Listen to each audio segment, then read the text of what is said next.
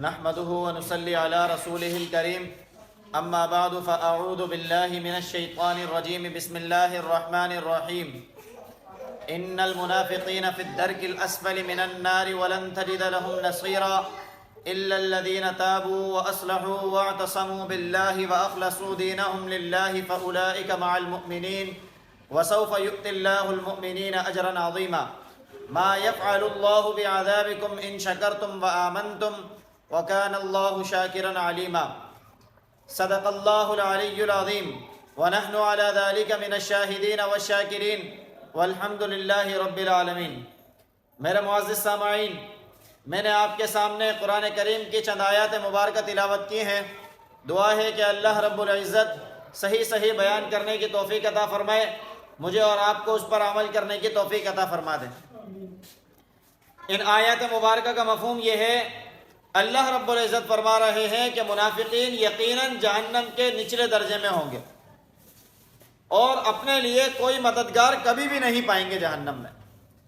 اور وہ لوگ کہ جو پہلے تو ان لوگوں میں شامل تھے، پھر توبہ طائب ہو گئے، اپنی اصلاح کر لی، تو اللہ رب العزت کے کڑے کو مضبوطی سے پکڑ لیا اور اللہ کے لیے دین کو خالص کر دیا، تو اللہ ان لوگوں کو بھی ایمان والوں میں شامل فرما دیں گے اور اللہ رب العزت ان کو بہت بڑا اجر دینے والے ہیں۔ اور اللہ فرماتے ہیں کہ اللہ رب العزت کو کیا فرق پڑے گا کہ اللہ رب العزت کسی کو عذاب دینا تھوڑی چاہتے ہیں۔ ان شکرتم و آمنتم، بس اللہ کا شکر گزاری کرو اور اللہ رب العزت پر ایمان لاؤ۔ اللہ رب العزت تو قدردان ہے اور علم رکھنے والے ہیں۔ آج دنیا کے اندر جو مسلمان کرب کے عالم میں ہیں اور پھر امت مسلمہ کو جو حالت دوچار ہے کہ پوری امت مسلمہ تقریباً 2.25 ارب مسلمان اور 82 لاکھ لوگ جو اسرائیلی ہیں، وہ امت مسلمہ کو طرح طرح سے دبوچ رہے ہیں، طرح طرح سے حملہ آور ہو رہے ہیں۔ لوگ ان کی بات کے اوپر نہیں جا رہے، لوگ مسلمانوں کی مدد اس طریقے سے نہیں کر رہے جس طریقے سے کرنی چاہیے۔ کس طریقے سے کرنی چاہیے؟ مدد کا اصل اور آخری درجہ یہ ہے کہ اسلامی ممالک کے حکمران علل اعلان ڈنکے کی چوٹ پر فلسطینی بھائیوں کے ساتھ کھڑے ہو جائیں، لیکن یہ کہنے کی طاقت مسلمان حکمرانوں کے اندر نہیں آ رہی ہے۔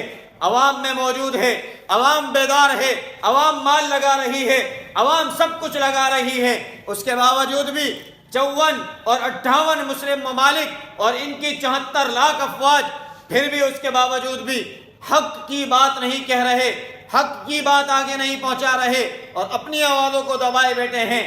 یہ بات آج امت مسلمہ کے اندر، مسلمانوں کے ملک کے اندر تمام علماء کا اس بات پر اتفاق ہوا کہ تمام کے تمام لوگوں پر اس مسئلہ فلسطین کے اندر جہاد فرض ہو چکا ہے۔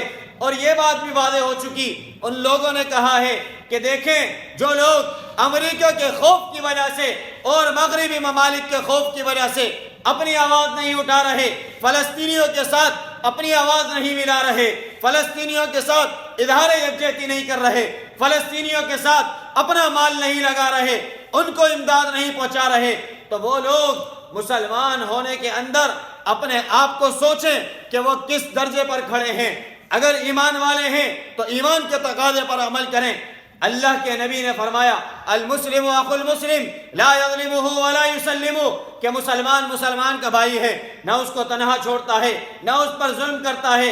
ومن کان فی حاجت اخیہ کان اللہ فی حاجتی، جو اپنے مسلمان بھائیوں کی مدد کرتا ہے اللہ اس کی مدد کرتے ہیں۔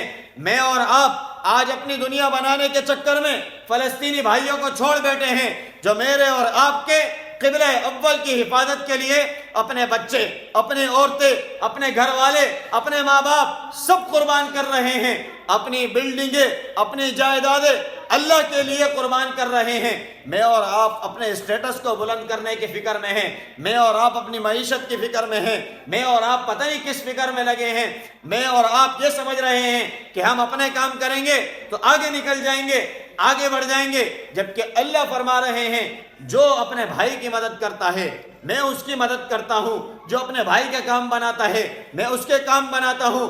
من فرج عن مسلم کربۃ فرجہ اللہ من کربات یوم القیامہ، کہ جس نے اپنے مسلمان بھائی کی دنیا کی تکلیف کو دور کیا، اللہ رب العزت کل قیامت کے دن اس سے بڑی بڑی تکلیفوں کو دور کر دیں گے۔ ہم کس فکر میں لگے ہیں؟ ہم اپنی اپنی فکر میں لگے ہیں، جبکہ امت مسلمہ کو اللہ رب العزت نے یہ حکم دیا ہے وَاعْتَصِمُوا بِحَبْلِ اللَّهِ جَمِيعًا، اللہ کی رسی کو مضبوطی سے تھامو۔ یہاں جن کو منافقت سے نکلنے کے بعد توبہ تائب ہونے والے، دین کو خالص کرنے والے، اگلا حکم اللہ کا یہی ہے وَاعْتَصِمُوا بِاللَّهِ، اللہ کی رسی کو مضبوطی سے پکڑو۔ وَأَخْلَصُوا دِينَهُمْ لِلَّهِ، خالص دین اللہ کے لیے کر دو، دین میں ملاوٹ نہیں کرو کہ دین کے تقاضوں کو اپنے اپنے حکم کے مطابق، اپنی اپنی منشا کے مطابق چلتے چلے جاؤ، ایسا نہیں ہو سکتا۔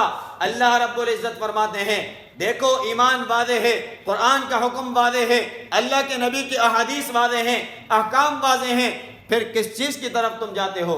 اللہ فرماتے ہیں میں تمہیں عذاب دینا نہیں چاہتا، میں تو تمہیں کامیاب کرنا چاہتا ہوں۔ اسی لیے قرآن کریم کے اندر ایک اور جگہ کے اوپر اللہ کے نبی کو اللہ رب العزت فرما رہے ہیں یا ایھا النبی، اس طریقے سے مخاطب کیا، اور کہیں کہا قل للذین کفروا، کافروں سے کہو ان ینتہوا، اگر یہ بات آ جاتے ہیں یغفر لہم ما قد سلف، ان کے پچھلے سارے گناہ اللہ بخش دیں گے۔ کس کے لیے کہا ہے؟ مسلمانوں کے لیے نہیں کہا، کافروں کے لیے کہا کہ اللہ چاہتے ہیں کہ اس انسانیت کے اندر، دنیا کے اندر موجود ہر شخص اللہ کے اوپر ایمان لائے، اللہ کے نبی کی پیروی کرے، اللہ کے نبی کے طریقے پر چلے، اور جس عشق رسول کا ہم دعویٰ کر رہے ہیں اس عشق رسول میں سچے ہو جائیں۔ صحابہ کا یہی عشق تھا، صحابہ اللہ کے نبی کے حکم پر سب کچھ چھوڑ کر نکل جایا کرتے تھے اور اپنے آپ کو قربان کر دیا کرتے تھے۔ حضرت حنظلہ تھے نا، دیکھیں کہ شب زفاف کی رات ہے، شادی ہوئی ہے، آج رات نکاح ہوا ہے، اور اپنے دلہن کو چھوڑ کر اللہ کے حکم پر نکلتے ہیں۔ پھر کیا ہوتا ہے؟ شہید ہونے کے بعد اللہ کی طرف سے ملائک آ کر غسل دیتے ہیں، اللہ کے نبی پنجے کے بل چل رہے ہوتے ہیں۔ صحابہ پوچھتے ہیں یا رسول اللہ کیا ہوا؟ نبی علیہ السلام فرماتے ہیں کہ دیکھو تم مجھے اس حالت میں دیکھ رہے ہو، تمہیں تعجب ہو رہا ہے کہ یہاں رش نہیں ہے، پھر بھی اس طرح چل رہا ہوں، لیکن جو میں دیکھ رہا ہوں وہ تم نہیں دیکھ رہے۔ صحابہ نے پوچھا یا رسول اللہ آپ کیا دیکھ رہے ہیں؟ نبی علیہ السلام نے فرمایا کہ اللہ رب العزت کی طرف سے فرشتے حنظلہ کی زیارت کرنے، حنظلہ کو غسل دینے کے لیے اتنے قطار میں، اتنے رش میں آ رہے ہیں کہ مجھے کھڑے ہونے کی جگہ محسوس نہیں ہو رہی۔ یہ ہے اللہ کے نبی کے حکم پر عمل کرتے ہوئے اپنی جان نچھاور کر دینا۔ آج ہم اپنا وقت بھی نہیں لگا رہے، اپنا مال بھی نہیں لگا رہے، اپنی صلاحیتیں بھی نہیں لگا رہے، لیکن جنت کا ہر ایک طالب ہے، اللہ کے نبی کے عاشق ہونے کا ہر ایک طالب ہے، لیکن اس کے تقاضوں کے اوپر عمل کرنے کو کوئی تیار نہیں۔ یہ ایمان نہیں ہوتا، ایمان یہ ہوتا ہے کہ اللہ نے کہا ہے، اللہ کے حکم پر ہم قربان ہیں۔ آج میں اور آپ اپنے امیدوں کو، اپنی خواہشات کو اللہ کے حکم، اللہ کے نبی کی احادیث کے فلٹر سے نہیں گزارتے کہ اللہ کے نبی کے حکم کے مطابق، قرآن کے اصول کے مطابق کیا میری یہ خواہش صحیح ہے یا غلط ہے۔ ہم صرف کرتے چلے جاتے ہیں، اور جب اللہ کے حکم کی بات آتی ہے، قرآن کے حکم کی بات آتی ہے، تو اپنے تقاضے کے فلٹر میں اس کو ڈالتے ہیں، کہیں میرا تقاضا تو اس کی وجہ سے فوت نہیں ہو رہا۔ یہ منافقت ہوتی ہے۔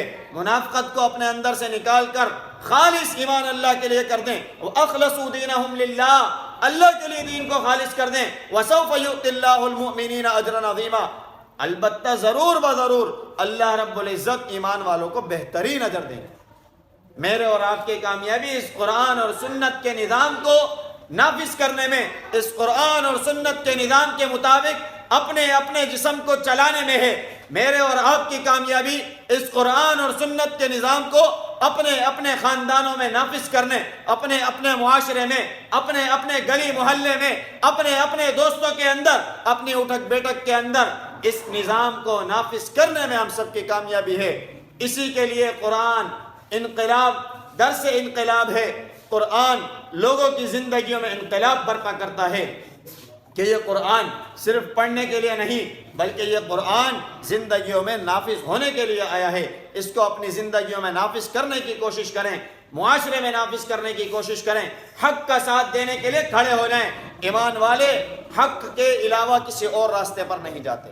اسی کے اندر میری، آپ کی، ہم سب کی، پورے عالم کی کامیابی ہے۔ دعا ہے کہ اللہ رب العزت خود مجھے بھی ان باتوں پر عمل کرنے کی توفیق عطا فرمائے، آپ تمام میں سے ہر ایک کو بھی عمل کی توفیق عطا فرما دے۔ وآخر دعوانا ان الحمد للہ رب العالمین۔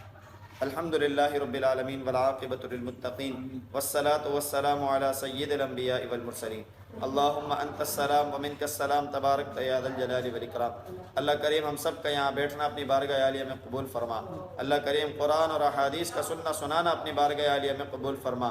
اللہ کریم ہم سب کا یہاں بیٹھ کر قرآن کی سمجھ کے لیے وقت نکالنے کو اپنی بارگاہ عالیہ میں قبول فرما۔ یا اللہ اس کا اچھا نعم البدل ہم سب کو عطا فرما۔ اللہ کریم قبلہ اول بیت المقدس کی حفاظت فرما۔ اللہ کریم فلسطین اور حماس کے مجاہدین کی مدد فرما۔ یا اللہ ہم سب کو ان کے ساتھ ادارے یکجہتی کرنے کی، جانی مالی تعاون کرنے کی، اور ہر میدان میں ہر محاذ پر ان کا ساتھ دینے کی توفیق عطا فرما۔ اللہ کریم حرمین شریفین کی حفاظت فرما۔ اللہ کریم ملک پاکستان کی حفاظت فرما۔ اللہ کریم ہمارے ملک کو امن و امان کا گہوارہ بنا۔ اللہ کریم ہمارے ملک کو عدل و انصاف کا گہوارہ بنا۔ اللہ کریم قرآن اور سنت کے نظام کو ہم سب کو مل کر ہمارے ملک کا نظام بنانے کی توفیق عطا فرما۔ اللہ کریم ہماری بہن ڈاکٹر عافیہ صدیقی کو جلد رہائی عطا فرما۔ یا اللہ ان کو ان ظالموں سے نجات عطا فرما۔ یا اللہ جو ظلم ان پر ہو رہے ہیں، یا اللہ جو لوگ ان کو ظلم کر رہے ہیں، یا اللہ ان کو ہدایت عطا فرما۔ یا اللہ اگر ان کے نصیب میں ہدایت نہیں ہے تو یا اللہ ان تمام کو نیست و نابود فرما۔ یا اللہ ان کو دنیا کے لیے عبرت کا نشان بنا۔ یا اللہ جہاں جہاں مسلمان پریشان حال ہیں، بیمار ہیں، مصیبت زدہ ہیں، تکلیفوں میں ہیں، یا اللہ تمام کی بیماریوں کو، پریشانیوں کو، تکلیفوں کو، مصیبتوں کو دور فرما۔ یا اللہ جتنے بے روزگار ہیں، یا اللہ تمام کو حلال طیب روزگار عطا فرما۔ یا اللہ جتنے برسر روزگار ہیں، یا اللہ ان کے روزگار میں، گھر بار میں، کاروبار میں خیر و برکت عطا فرما۔ یا اللہ جتنے پیارے ہمارے اس دنیا سے چلے گئے، اللہ سب کی کامل بخشش فرما۔ یا اللہ سب کی قبروں کو منور فرما۔ یا اللہ سب کو جنت الفردوس میں اعلیٰ مقام عطا فرما۔ یا اللہ خصوصاً فلسطین کے شہداء کی شہادتوں کو اپنی بارگاہ عالیہ میں قبول فرما۔ یا اللہ ان تمام شہداء کے خون سے پوری دنیا کے اندر اسلام کا بول بالا فرما۔ یا اللہ لوگوں کو اسلام کے اندر جوک در جوک داخل ہونے کی توفیق عطا فرما۔ اللہم رب ارحمہما کما ربیانی صغیرا۔ وصلی اللہ تعالی علی رسول خیر خلقہ محمد وعلی آلہ واصحابہ اجمعین، آمین برحمتک یا رب۔